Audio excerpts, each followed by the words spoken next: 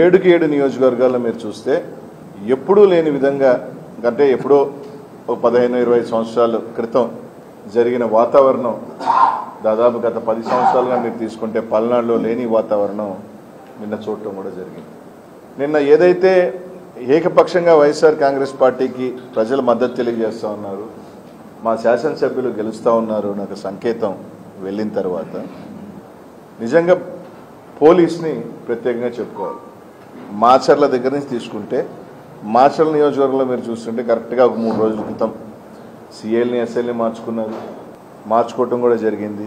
మార్చుకున్న దగ్గర నుంచి నిన్న మీరు చూడండి ప్రతి నియోజకవర్గంలో పోలింగ్ దాకా పోలింగ్ తర్వాత తెలుగుదేశం చేసిన అరాచకం అందరూ కూడా చూశారు.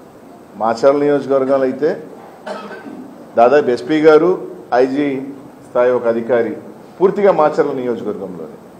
మా ఎస్పీ గారు మాచర్లకు ఎస్పీగా ఉన్నారా లేకపోతే పల్నాడుకి ఎస్పీగా ఉన్నారా అర్థం కాని పరిస్థితి. దాదాపు నిన్న 10 గంటల నుంచి పలానా ప్రాంతంలో సమస్య ఉందని ఫోన్ చేస్తామంటే ఎస్పీ గారు ఫోన్ ఎత్తరు. డిఎస్పీ గారు అయితే కంప్లీట్ పొద్దున 8 గంటల నుంచి ఫోన్లు ఎత్తే పనే లేదు. కలెక్టర్ గారు అప్పుడప్పుడు ఫోన్లు ఎత్తడం ఆరాగురా స్పందించడం జరిగింది. ఈరోజు బాగా మీరు గమనిస్తే ఏదైతే తెలుగుదేశం పార్టీ గట్టిగా ఉన్న ప్రాంతాలలో అంతా అసలు పోలీసే లేదు. 3000 ఓట్లు ఉన్న దగ్గర ఒక్క police single men. YSR Congress party గట్టిగా ఉన్న దగ్గరలా తీసుకుంటే ఒక బెటాలియన్ ఓట్లేయనీయకుండా తెలుగుదేశం పార్టీ వాళ్ళు రచ్చ చేస్తూ ఉంటే చెదరగొట్టే ప్రయత్నం. అక్కడ మాత్రం యథేచ్ఛగా మీరు ఓట్లు వేసుకోండి, ఫోన్ చేసి చెప్తే సార్ పంపిస్తాం సార్, మేము లేదు, ఫోన్లు ఎత్తే పనే లేదు. తెలుగుదేశం పార్టీ ఒకవేళ అధికారంలోకి వస్తే ఏ విధంగా ఉండబోతుందో అనేది కానీ ఒక సంకేతాల్లాగా ఇచ్చారు. అది వచ్చేది లేదు, పెట్టేది లేదు. తిరిగి వైఎస్ఆర్ కాంగ్రెస్ పార్టీ జగన్మోహన్ ముఖ్యమంత్రి అవుతున్నారు.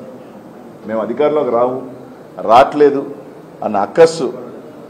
అదే నిన్న 100 ఊర్లున్న మాచర్లో తీసుకుంటే 2 గ్రామాలలో పూర్తిగా డిఎస్పీ పొద్దునే సాయంకాలం దాకా 2 డిఎస్పీలు వేశారు 2 గ్రామాలు.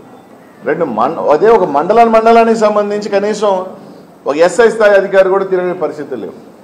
ఎక్కడైనా ఒక మండలాన్ని డిఎస్పీని పెట్టి పర్యవేక్షణ చేస్తారు. కానీ ఒక 2 గ్రామాలు, సరే ఆ గ్రామాలు దూరమా 2 కిలోమీటర్ల దూరంలో ఉన్న 2 గ్రామాలలో గొడవలు కూడా లేవు. ఆ గ్రామాలలో అక్కడ మాత్రం కంప్లీట్గా 2 డిఎస్పీలు పెట్టారు. మండలాలకు సంబంధించి మీరు తీసుకుంటే కనీసం ఒక మనిషి లేరు. ఎమ్మెల్యే కొడుకు మీద దెబ్బలు తగిలినాయి, ఎమ్మెల్యే గారికి గాయాలయ్యాయి. అక్కడికి వెళ్ళి పోలీసుకి ఫోన్ చేసే స్పందన లేదు. అంటే మాచర్లో కానీ కొన్ని ప్రాంతాలలో అభ్యర్థులు చేశారా ఎలక్షను, పోలీసులు అక్కడ అభ్యర్థులలాగే ఉండింది. ఎస్పీ గారు మాచర్ల చుట్టే ఇంకే ఊర్లో తిరిగింది దాఖలాలు లేవు. వేరే ఎమ్మెల్యేలు కానీ అభ్యర్థులు కానీ ఫోన్ చేసి ఇబ్బందులు పడుతున్నారంటే ఎత్తేది లేదు.